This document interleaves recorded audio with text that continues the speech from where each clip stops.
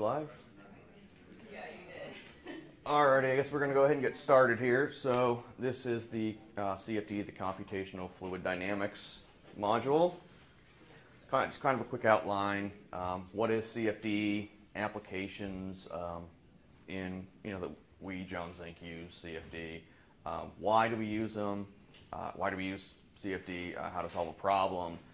Go through just a couple of quick case studies and then just quick concluding remarks. So what is CFD? Well, computational fluid dynamics. So to kind of break the name up, computational, well, it has something to do with computations, maybe something to do with computers, mathematics, computing stuff, and fluid dynamics having to do with fluid flow. So we're doing some sort of computations on fluid flow. So a fluid, just kind of to remind you, is a substance that deforms, i.e. flows, when a shear stress is applied. And it has defined physical properties, density, viscosity, so forth and so on. Common examples, air, water, ketchup, whatever. And other, non-Newtonian fluids, polymers, ketchup, honey, molasses, stuff like that. Fluid flow, on the other hand, is looking at the flow of fluids. And then a couple of examples where you see them in everyday life, meteorological phenomenon, environmental interaction with various objects in the surrounding air, water, biological processes. So getting into CFD, some of these CFD applications that you see both at John Zink and just kind of in industry as a whole, aerospace, obviously. For example, the Boeing 777 was designed completely in CFD, and they didn't do wind tunnel testing until they had a final design. Architecture, make sure that the building's not going to blow over in a high wind case. Weather simulation, especially this becomes a big deal, with Hurricane Florence here just recently. There's a lot of CFD that's being done to try to predict where what path the hurricane is going to take. Automotive, obviously, looking at coefficients as drag, what you've seen kind of the cars in the wind tunnels with the little smoke streamers on them. Civil engineering, bridges, buildings, that kind of thing. Process industry, that's mainly what where we do in John Zink, looking at process burners, process flares, thermal oxidizers, stuff like that. Steel industry, you see a lot in there. Water and wastewater, looking at how rivers are going to be affected if you dam up one part of the river. So interestingly enough, actually back in the 50s, in the San Francisco Bay Area, the U.S. Corps of Engineers built this huge, 2-acre scale model of the Bay Area, and it was accurate, and they could simulate the tides and everything. And what they used that for was to see, well, if we develop this area of land, how's that going to affect the flooding everywhere else? And obviously they don't use that anymore. It's a tourist attraction, but they do it all in CFD. And then, combustion applications. So one of the big areas we use it at Zink is process heaters. So in refineries or petrochemical plants, they need to heat up some process fluid, whether it be kind of a gasoline type of a fluid or crude oil or some vapor. They're going to put burners in it, and the thermal radiation from the flames is going to heat the tubes through which the process fluid is flowing. And since the tubes are hot, the fluid is going to get hot just via convection on the inside of the tubes. And one of the things that we're looking for is to make sure that the flames from each of the burners are individual and distinct. They're not leaning, they're not merging together. Looking at heat flux profiles, how much heat is being transferred to each tube, make sure we're not going to overheat the process liquid. So these are just a couple of pictures of some CFDs that we've done on process heaters. And then the image or the little movie on the right is just a little animation looking at, kind of another simulation in a process furnace that's, a little bit more unsteady rather than kind of a steady type simulation. Another big area where CFD is used is boiler systems, and whether this be actually to generate steam, to use steam for something else, or whether it be power boilers. So you hear a lot about a lot of electricity is coming from natural gas. Well, how do they use the natural gas to actually generate electricity? Well, they burn the natural gas in big boilers, make steam, and then the steam goes through a steam turbine, and the turbine's connected to a generator, and that's how a lot, but not all power plants or natural gas power plants make power. So they have burners in them, hopefully John Zink burners, and all the good ones do, all the bad ones don't, right? So we do a lot of CFD looking at both retrofit applications, where the boiler is already existing and they have older burners that they want to replace with newer burners, and also new construction. Then one of the fun ones are flare applications, and like I mentioned on Tuesday, flares are generally kind of the emergency relief valve for the plant. So when something goes wrong and they need to get rid of everything, they use flares to just harmlessly burn it away. And so, just a couple different types of flares. Utility flare, an elevated petroleum flare, that's more for burning liquids rather than vapors. And then a ground flare. These are kind of fun because you can think of basically like a football field size just array of several hundred burners, and each burner has like a 40-foot flame on top of it. So you don't want to be around one of these when it goes off. I guess this movie's not going to play automatically. Oh, there it is.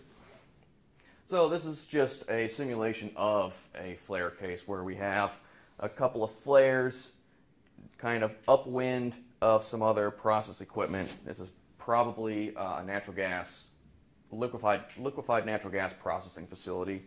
Those kind of look like LNG tanks. And what we're looking at is, the plume, the hot plume coming off of the flare. How is that going to affect the big LNG tanks?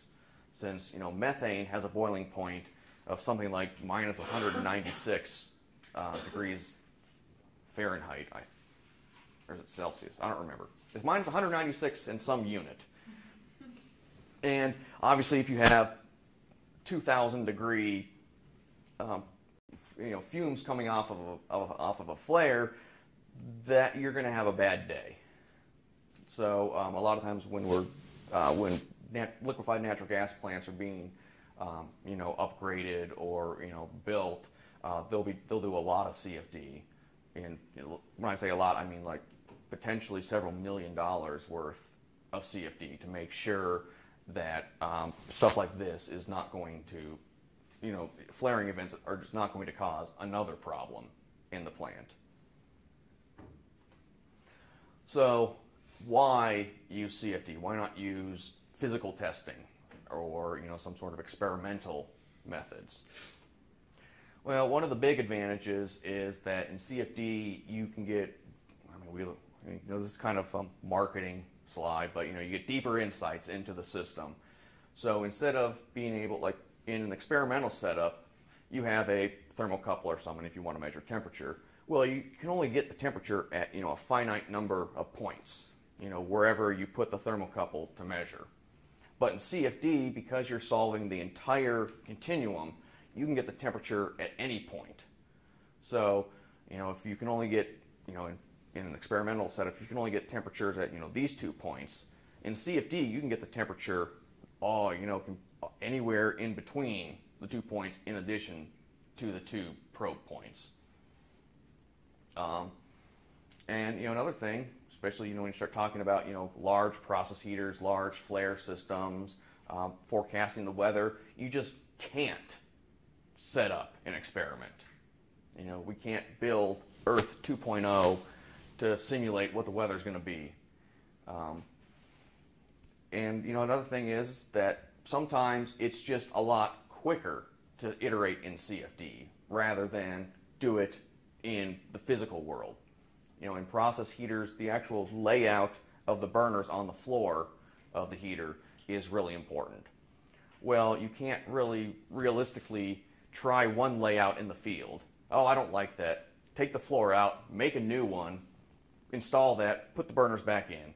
I don't like that one either. Take it out, and you can't really do that. You can't iterate very quickly, and you know, it's extraordinarily expensive to do that too.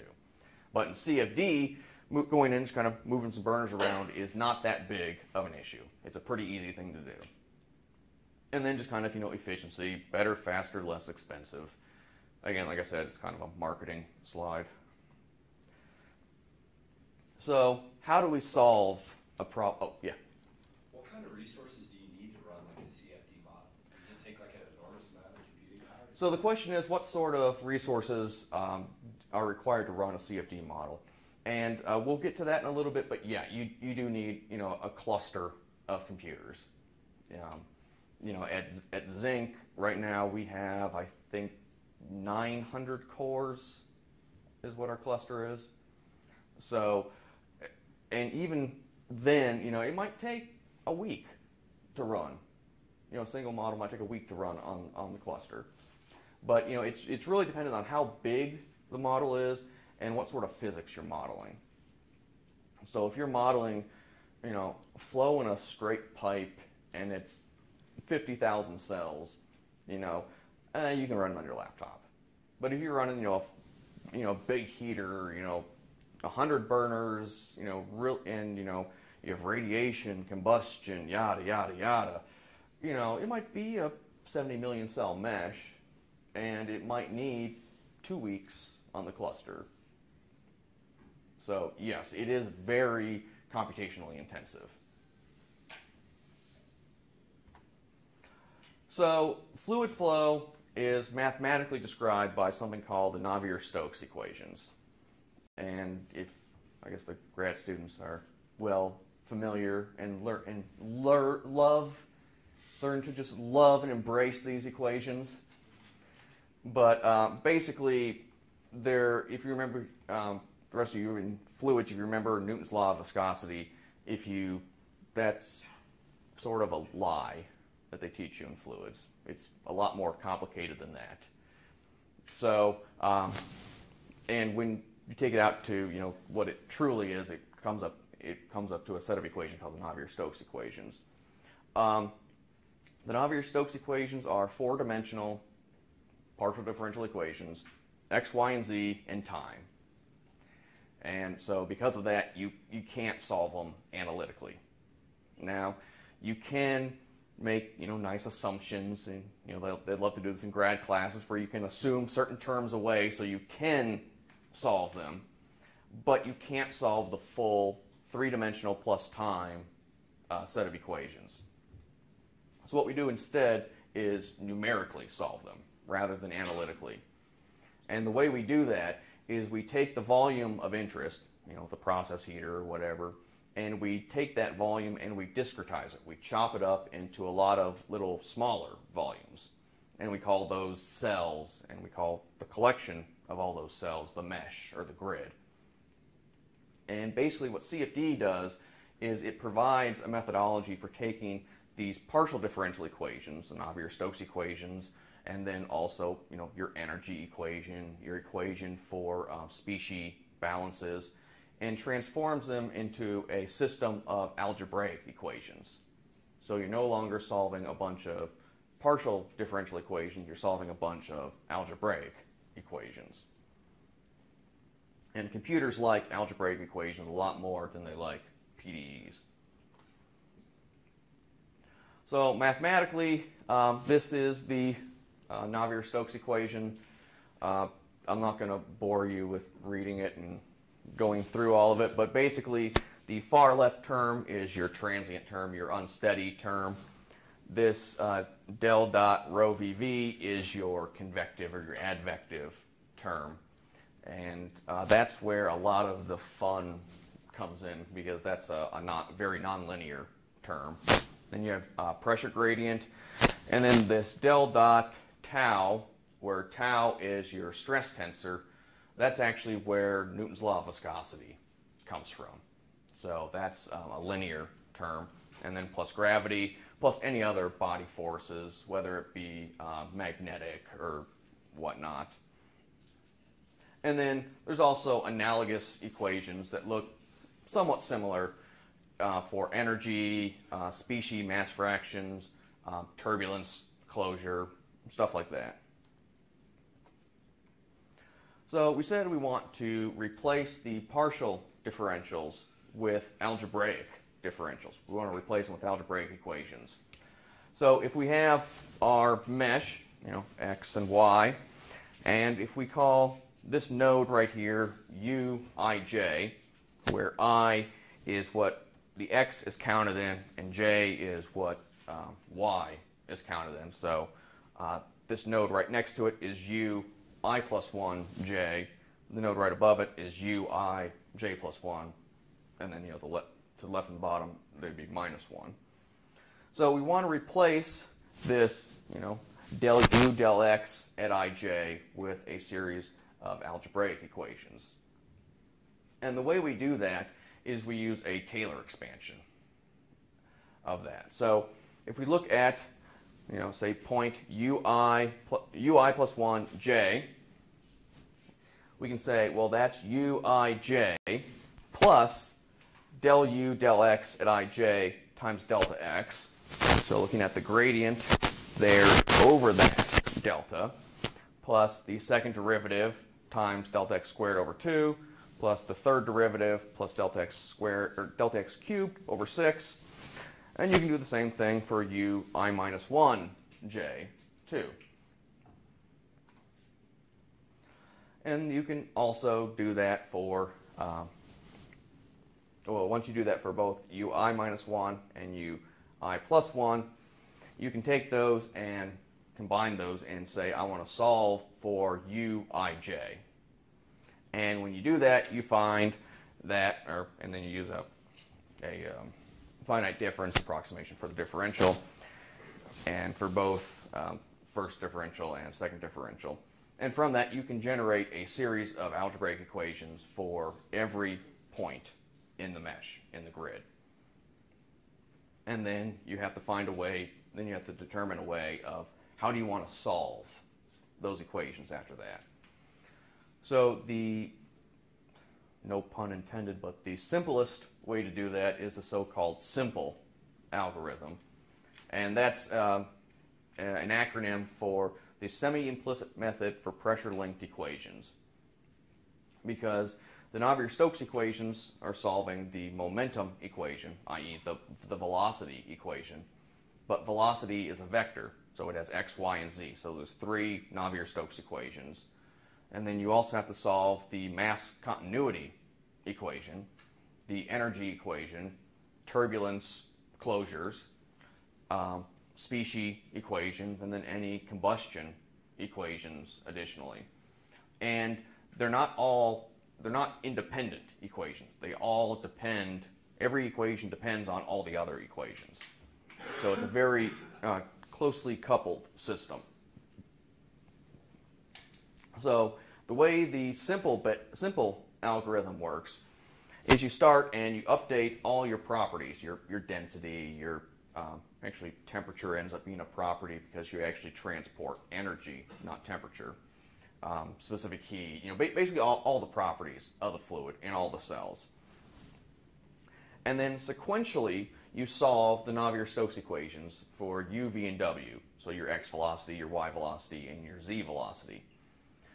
And then basically, and you're solving that from the algebraic equations that the Navier-Stokes equations were turned into. And then from that, you solve what's called the pressure correction equation. And what this is to help, it corrects the pressure field in the region of interest in order to enforce continuity, in order to enforce the conservation of mass. Because just solving the velocity equations you can get a situation where one cell is creating mass, another cell is destroying mass. And you have more than one cell doing that. But you have to make sure that your pressure field is correct in order so that you are not creating or destroying mass. And so that's just your mass conservation equation. And once you've solved both the Navier-Stokes and the continuity equation, then you can update your mass fluxes, your pressures, your velocities. And then after that, you solve all the remaining equations. You know, your enthalpy, your energy equation, your turbulence closure equation, species balances, any radiation, any other combustion type equations. And then you check and see, you know, is the solution converged? You're in this iteration, how much did I change from the top to the bottom? And, you know, am I converged or not? If I'm not, well, just go back up and start right at the top and do it again. And basically, just going in this circle here is what a CFD solver is doing when they say the solution is running or the solution is calculating. And, you know, depending on how big the model is and how complicated the physics are, you know, it might take 10,000, 15,000 of these trips, of these iterations, in order to generate a converged solution. And again, the number of iterations is really dependent on model size and complexity of the geometry and what physics you're running. And if you are converged, well, you're converged. You don't have to run anymore. You can just stop there. So steps to carry out a CFD analysis. First thing you want to do is build the geometry, i.e. in 3D CAD or something. Then you want to generate the mesh, i.e. the computational grid. Then you want to apply the equations describing the physics of the system. So you want to say, oh, well, it's a gas. The gas is reacting, but it behaves as an ideal gas. You know, these reactions are occurring in the gas phase. Here are the kinetics of those reactions. It's turbulent, so I want to use this turbulence model. There's radiation. I want to use this radiation model. You know, those types of things. Then you apply the boundary conditions, i.e. my flow rate of air is this. My flow rate of fuel is this. Here, this is the temperature of the wall. So just any boundary of the system, you have to set the conditions of that. And then solve, of course, you know, run the calculations, run that iterative loop and converge the solution. And then lastly, of course, you know, take the results, look at them, you know, visualize them, analyze them, and then, you know, report them, put them in some sort of report. So for the geometry, typically we're going to use some sort of CAD application, you know, SolidWorks, Inventor, Pro-E, something like that. The way it works at John Zink is that our mechanical design department generates the 3D CAD of the burner, of the flare, of the thermal oxidizer, and sends it to the CFD group. And then the CFD group builds the geometry of the process heater or the surrounding equipment of the flare. And then we take the two models and put them together. And we take the, you know, use a burner example, we take the burner model and the process heater model and we put them together so that the burners are in the heater. And then what we have to do is find out what the negative geometry is. And, you know, normally when you ask for a 3D CAD model, you know, of this table, you're going to get a CAD model of the table itself, the positive geometry. Well, we're interested, you know, computational fluid dynamics, we're interested in the fluid surrounding the table. So we don't want this geometry, we want the geometry surrounding that table. So kind of the visualization I like to use is say, imagine if you take, you know, a process heater and you fill it up with water. What shape is the water? That's the geometry that we're interested in. So a lot of times our models, you kind of have to kind of wrap your head around them a little bit because they look a little unintuitive because we're all used to seeing the positive geometry, of everything. But we, as CFD engineers, are interested in the negative geometry instead. Yeah. What program do you guys use to run CFD? So we run both ANSYS Fluent and Star CCM Plus. Right. So I have taken CFD at school. So whenever we built something on SolidWorks and I imported it to ANSYS Fluent, we couldn't make any changes to the model on Fluent. We had to go back on SolidWorks and make changes. Is that an issue for you guys? Or? So the question was, you said that he's taking the class in the CFD class at TU and was using ANSYS Fluent. And if you create a geometry in SolidWorks and export it to ANSYS Fluent, once it's in there, you can't make any changes to the geometry in Fluent. If you want to make changes to the geometry, you have to go back to SolidWorks and then re-export the file. It is an issue in Fluent, just because,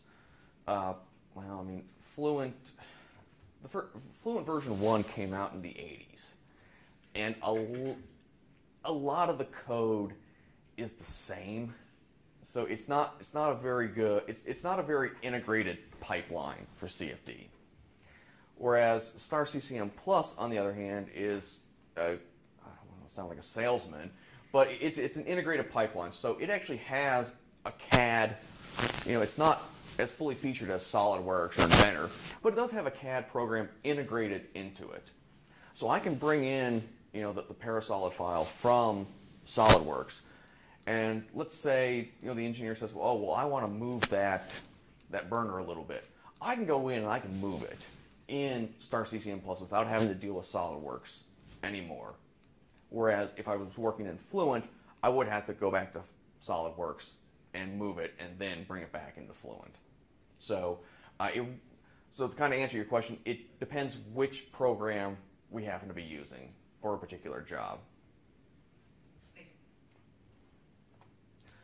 So once we have our geometry, the next thing we want to do is generate our mesh, our computational grid.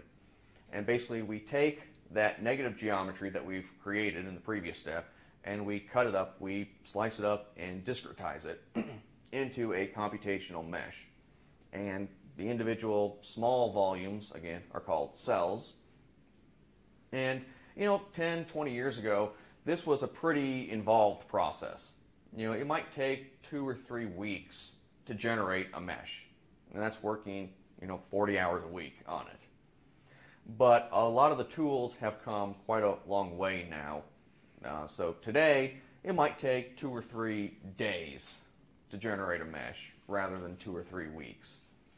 So that helps reduce the effort required on our part quite a bit. And to kind of give you a sense of size, depending on the complexity of the geometry we're working with, it might be more than 50 million or even 100 million cells. And kind of the typical size for our models are between 20 and 30 million cells. So 20 to 30 million individual small volumes. And in each of those small volumes, you're solving the algebraic equations for x, y, and z velocity, mass continuity, i.e. pressure, your turbulence quantities, species, mass fractions, energy, radiation. So you might have 20 or 30 unknowns in each cell. And if you have 30 million cells, let's say 30 million cells and 20 unknowns in each cell, well, that's 600 million unknowns in the system. So kind of to your point, yeah, that's a pretty big matrix you have to solve. You have 600 million unknowns, 600 million equations. So obviously the flows we deal with are turbulent. And one of the problems that you get is that, well, most of the models that we run are steady state models. So they're what are called Reynolds average Navier-Stokes models. So we take that nice, lovely partial differential equation and we time average it. So we average it over time. One of the problems is that nonlinear advection term gives us is when you time average that, you get something called Reynolds stresses dropping out of that. And those are nonlinear elements that deal with the fluctuations in both x, y, and z velocity and how they relate to each other. And the problem is you have to model those somehow. So we have to use a turbulence closure model in order to come up with values for those. And when I'm talking about turbulence, easiest way to think about it is it's random fluid motions. And this particular little movie here is from a professor at Georgia Tech who actually modeled the, I think he did LES on this. It doesn't really matter what that is, but it's more advanced CFD where he's actually capturing all of the small turbulent eddies. And so when we select this turbulence closure model, there's two big types of models that we choose, the so-called K epsilon model and the K omega model. And there's various pros and cons to each of those, but that's really where the experience and the expertise of the CFD engineer who's doing the analysis comes in. That person knows which one is appropriate for a given situation. And then obviously we're a combustion company, so our CFD simulations deal with combustion. Obviously fuel plus oxidizer goes to products.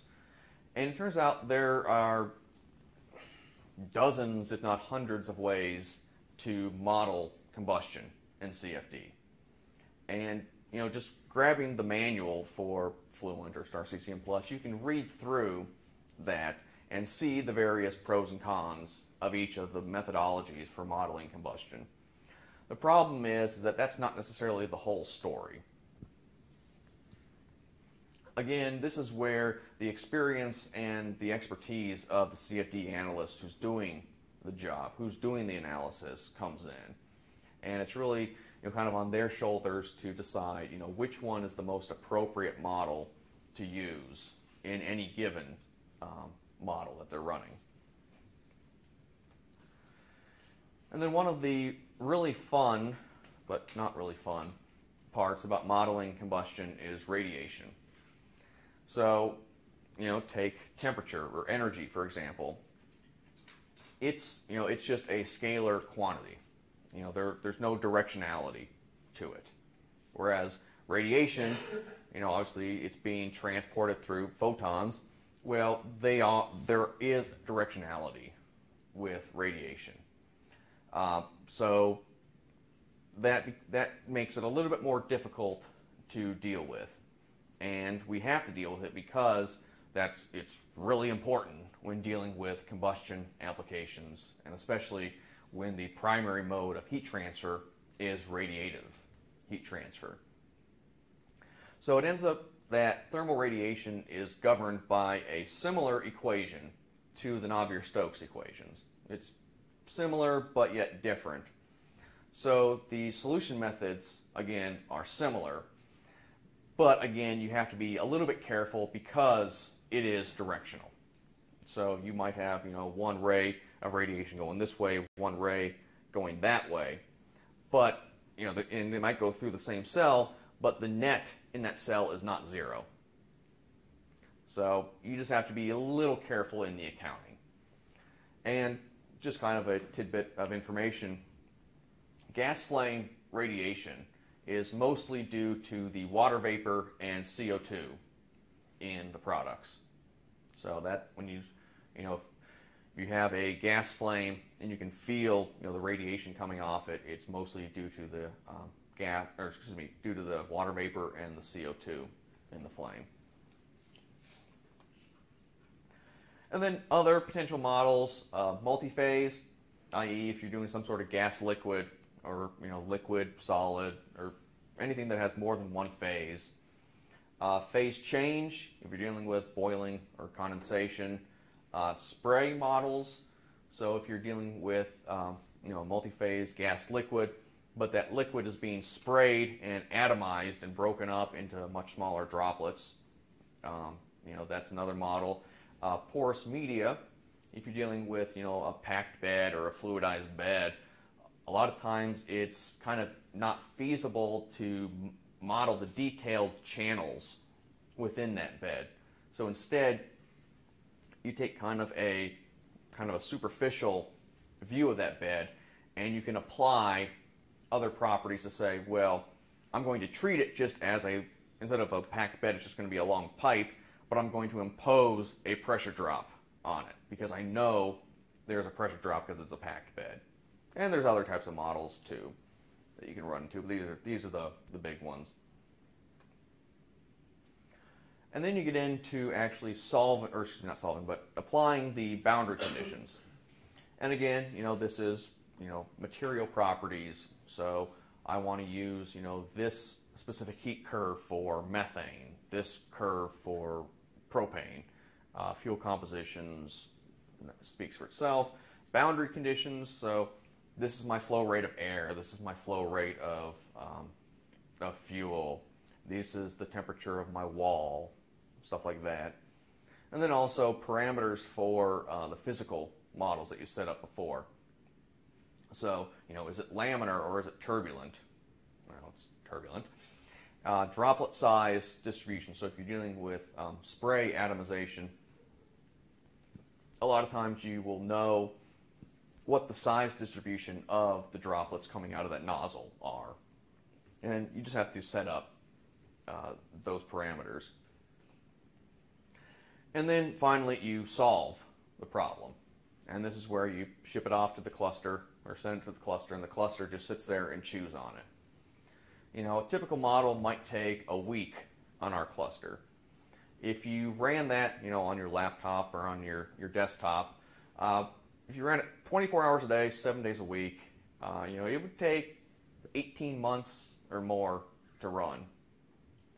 So while you could run these at home, it's not very efficient. So you do really need some serious compute capacity to run these. And then the last step is to take the results from the simulation and visualize them, kind of dig into and analyze them, and at least for us, write up a report about them. Because as much fun as CFD is, we can't just do it for fun. Customers who ask us to do these analyses have specific objectives that they want to see. They want to see, are the flames leaning? Are the flames merging? Do we have adverse flow patterns in a heater? So that's what we really dig into and say, I guess I don't have flame outlines here, but I just have streamlines, path lines, and dig into it and say, well, are we going to meet the customer's requirements in this installation? And this is just we call it eye candy, but just pretty pictures of multi-cell, multi-lane heater with some streamlines or path lines. And those are basically just massless particles that we release into the fluid stream, and they just kind of go with the flow path. I mean, more technically, they're integrating the velocity field. Since we're solving for velocity, that's d position, d time, so it's just integrating the velocity field. So just a couple of quick case studies. First one, so you guys haven't, or you said you hadn't been out to visit yet. So when you do, Chuck will probably take you out to our test center. So out back we have, we call it the test center, and it's basically a bunch of, they're mini furnaces, but they're big furnaces. So they're mini in that they're much smaller than industrial furnaces, but they're still big in that we can put the full-size burners in there and test them at full capacity. So as the name kind of suggests, our test facility is for doing tests on our burners. And we use it for both research and development when we're developing new products, and then also for customer performance testing. So when a customer buys a burner, a lot of times they'll want to come in and actually observe that burner being tested to make sure that it's going to meet their requirements.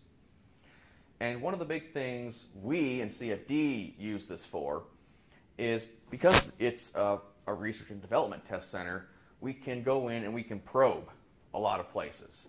So we can put go and put a thermocouple in lots of places in the heater.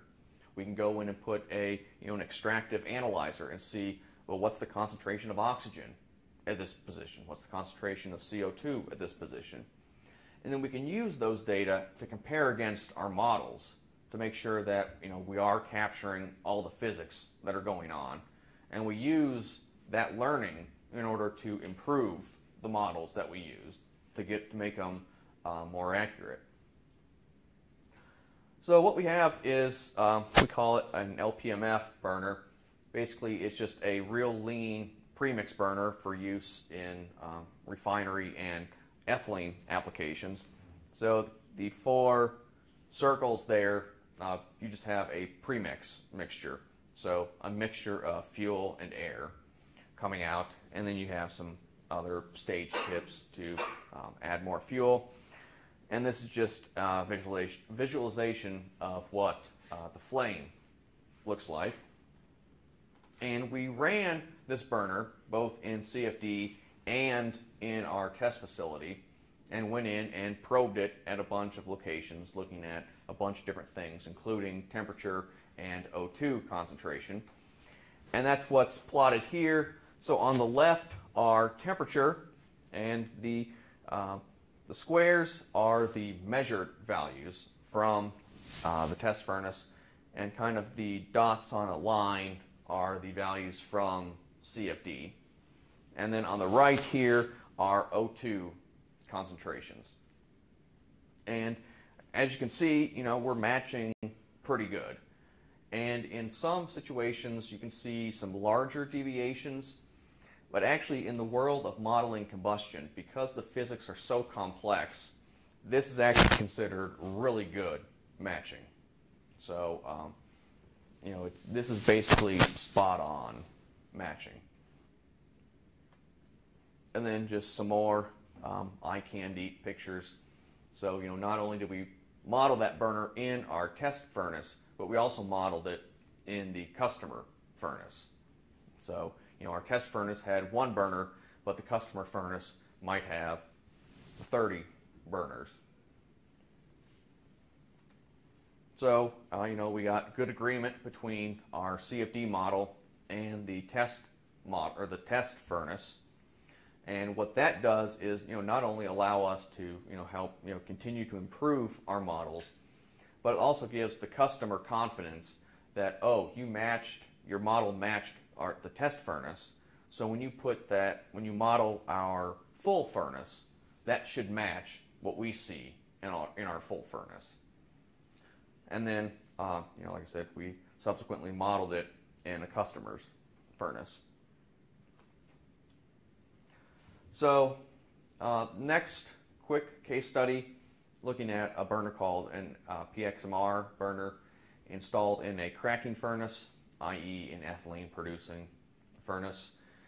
And one of the things in ethylene furnaces is the floor burners, the burners are fired up against a wall. And you want that flame to really hug that wall. What you don't want to happen is the flame to come off and roll over into the tubes, because these are very hot furnaces, 2,200 degrees Fahrenheit. So you start to actually approach the metallurgical limits of the tubes themselves. So, with the flame off the tubes are, right there at their limit. The last thing you want is the flame rolling over and making the tubes even hotter, potentially leading to tube failure. So the effect of this particular installation, where the flames were, coming off the wall and rolling over into the tubes, is that the operation was limited to about 50% of the design capacity, which is obviously a big deal. And so, quick video here. You can see that, no, it went away. The tubes are over here on the left, and the wall, the radiant wall that the burners are being fired against is on the right. And you can see the flame rolling over. You can see kind of the wispy yellow flame rolling over into the tubes. And that was causing issues, with tube overheating. So the way they had to combat that was back down on the firing rate, which of course backed down the amount of product they could push through their furnace, which ethylene furnaces basically print money. So if you have to run them at 50% capacity, you're losing a lot because you're not producing nearly as much as you could otherwise. So they came to us and asked us for help. So what we did was we looked at the furnace floor layout, and these center circles are the tubes, and then the squares or rectangles on the other side are the locations of the burners. So what we did was we went in and assumed some symmetry lines, and basically we can go in, and when we assume symmetry lines or symmetry planes, we can make the model smaller than it would otherwise be, and just say, well, it's symmetric about this plane or about this line, which cuts down on the amount of cells we need, therefore cuts down on the computer time that's required. So the model we came up with, and this is kind of a picture of the burner tube. You have the air coming in down here, making a 90-degree turn. Flowing up, there's a baffle, basically just a perforated plate in there. And then these little red and purple, I guess, guys are the gas tips. So what's actually injecting the fuel into the burner. So when we initially ran the burner, with how it was installed in the field, we found that, yep, the flame does in fact roll over and impinge on the tubes. And this was a big, it might just seem, well, yeah, duh, you saw that in the field. Well, it's a big step in CFD because you say, yes, we are actually predicting what we see in CFD. And we're not seeing one thing but predicting something else. So it was a big step in confirmation to say that, yes, we are actually predicting the exact same thing that we're seeing. So one of the nice things we can do in CFD, we kind of alluded to it earlier, is those gas tips, those gas injectors. We can go in and we can try different drilling patterns. We can try shooting the fuel in different locations, more fuel here, less fuel there, or maybe vice versa. We can just kind of play with changing stuff like that pretty easily in CFD, which is not as easy to do in the field. It's doable. And so what we ended up doing was going through 9 total tip design iterations. So 9 different designs of the gas tip, the gas injectors, and finally found an optimized version where the flame now hugs the wall like it should, instead of rolling over into the tubes. So kind of a before and after. You see here, comes up and rolls over into the tubes, but now it just goes and hugs the wall. So once we had that CFD model to say that, oh, this solution is going to work, we went ahead and we manufactured the tips and sent them to the customer. And the customer, replaced all the tips in the furnace with the new ones. And you can see, it looks a heck of a lot better than that movie before. You don't see any flame rollover, you don't see any wispy, orangey, yellowy stuff just kind of in between the burners, or in between the flames and the tubes. All the flames are now attached to the wall, which again, it duplicated what we saw in CFD, which is another confirmation. And they ended up were able to increase back up to design capacity. So they were able to run the furnace at what it was supposed to be run at. So just some concluding remarks, and I apologize, it's kind of a marketing slide. But, you know, the CFD is great for exploration and design. So the CFD department is actually organized underneath the R&D department, and every R&D project has a CFD component to it. So every new product we release, you know, has been designed not only physically, but also has been modeled extensively in CFD. And, you know, I don't know how much we get into kind of like, you know, troubleshooting issues in this class, but, you know, a lot of times you'll send one of our experts to the field and they'll look at your furnace and say, oh, well, this, and this is wrong, that's why you're having problems. Well, sometimes just having, you know, a physical presence is not enough to fully solve a problem. And the same way, you know, just having CFD sometimes is not enough to fully solve a problem. You really need to have both, you know, working together to solve whatever issue you might be having. And then this last bullet is very much a marketing thing. You know, the approach used to evaluate burner and furnace designs provide high quality solutions to our customers. So, questions? Everybody still awake?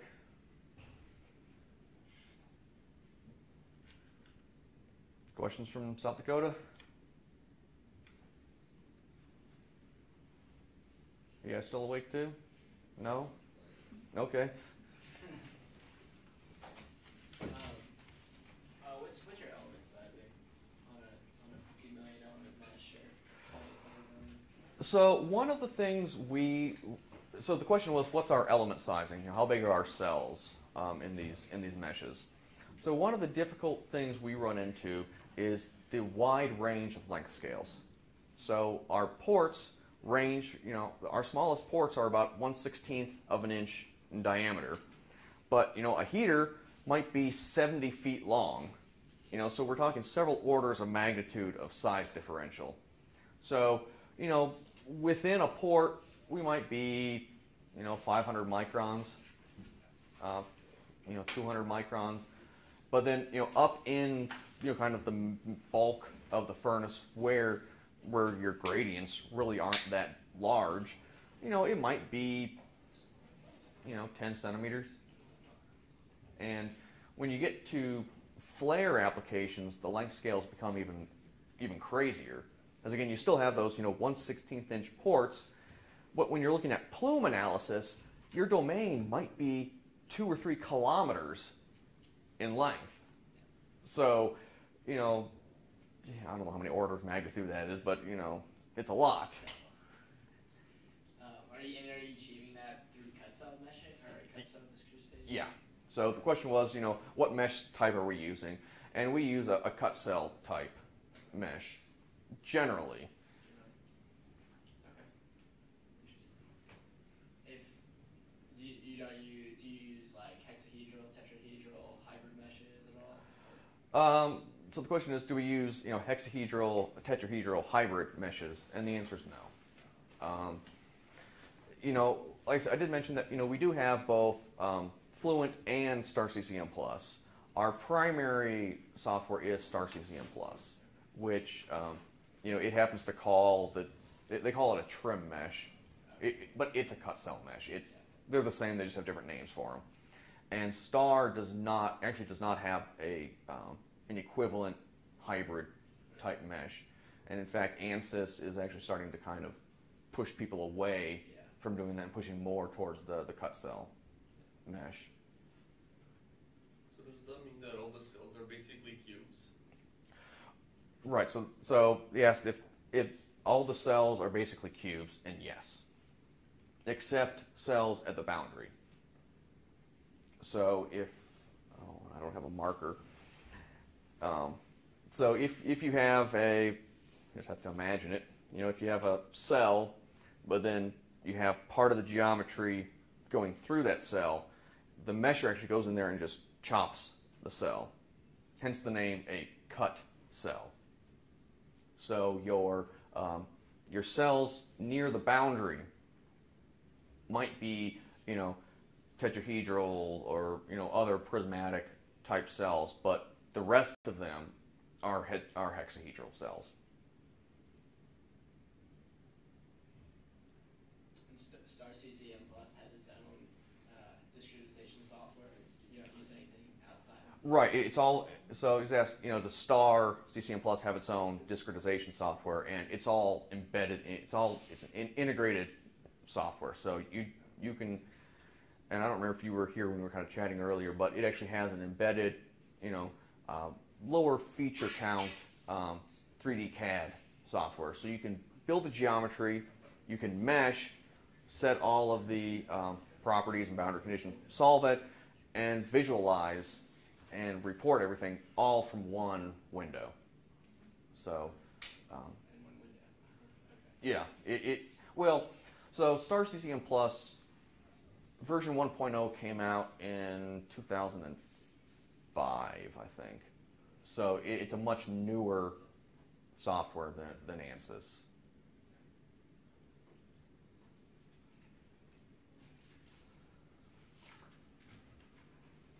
Anything else? All righty. Well, have a good weekend.